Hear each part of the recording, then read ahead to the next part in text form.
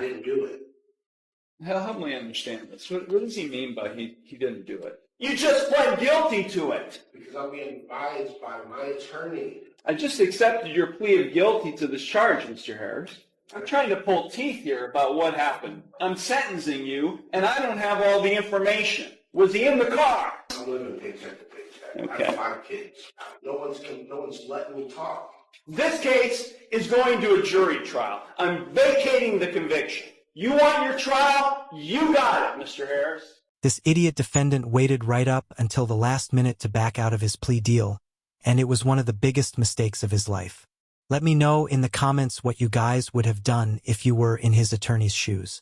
This man literally busted his butt to create this perfect plea deal, and this dude couldn't shut up for 5 minutes. Let's dive in and watch this idiot defendant completely destroy his own plea deal in 4K. Pending against Mr. Harris is a charge of failure to stop after a non-public road accident. The offer that we have discussed here would be an amendment of the charge to the charge of failure to stop after an accident involving the property of others. The difference between this charge and the original charge is that this charge does not carry a mandatory license suspension. The damage to this vehicle, which was a 2001 Chevy Blazer, was the grand total for the repairs $6,874. The city is recommending probation, whatever fine is appropriate. Mr. Heasley? Thank you, Your Honor. He very much wishes to resolve this matter, Your Honor, along the lines of the stated plea offer, although he is aware that this court does not have to follow such plea agreement.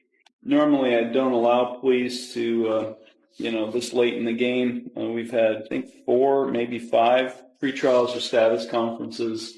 Because the level or degree has not changed, and essentially not much has changed in the way of the plea other than what was outlined by the counsel, I will allow this plea to go forward. Thank you. Mr. Harris, it's my understanding today you wish to plead guilty to an amended charge of failure to stop after an accident involving property of others, a first-degree misdemeanor, a violation of Section 335.14a of the Conneaut City Ordinances. Is that what you wish to do today? Yes.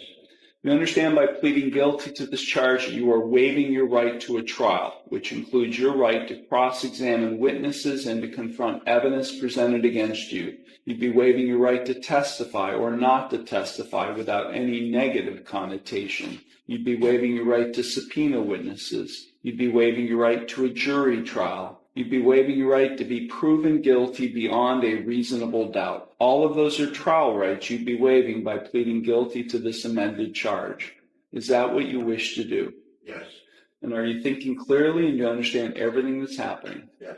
Okay, I'm going to provide to you, Mr. Heasley, a written waiver of your trial rights and right to a jury trial and acknowledgement of effective plea. If you find that document acceptable, you can sign and date the trial. Harris and myself have executed the waiver of trial rights and right to a jury trial and acknowledgement of effect of plea in this instant case, handing it to the bailiff. Thank you very much.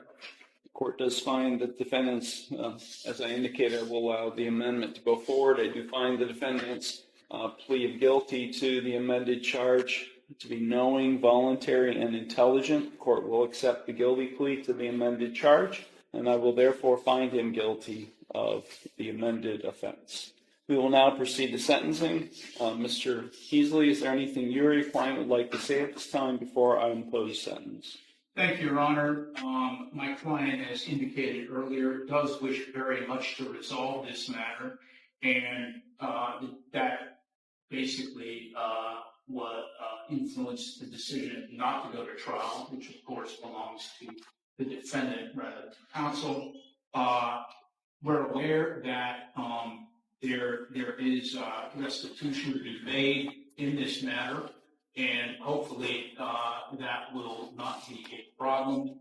And he's aware of the possible sanctions that come along with this offense. We would hope that the court not suspend his driving privileges if possible.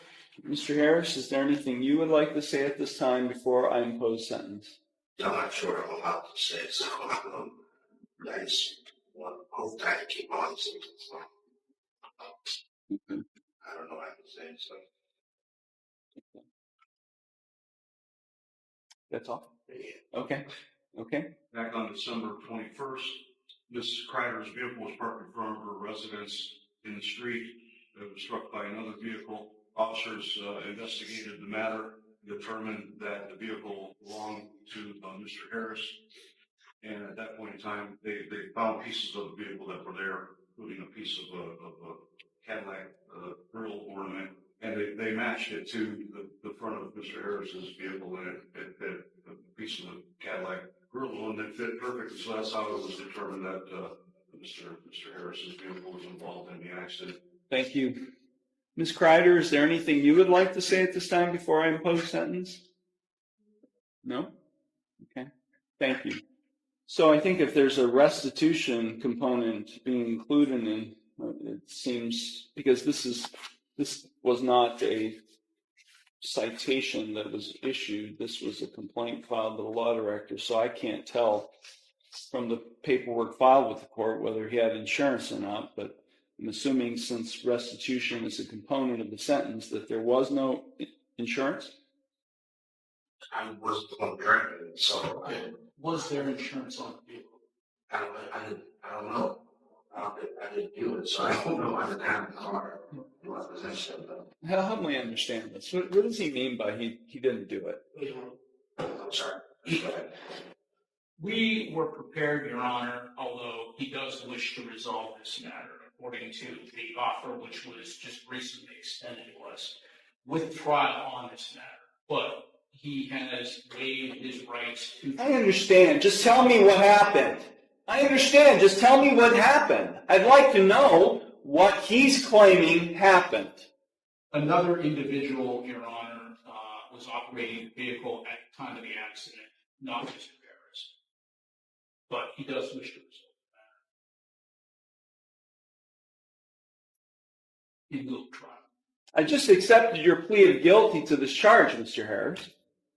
I'm now in the sentencing stage. Okay, I understand, but I'm being advised by my lawyer, so I'm not. As I said, I don't know what I'm allowed to say. That I'm allowed to say. I'm trying to respect. The judge wanted to know regarding insurance on the vehicle.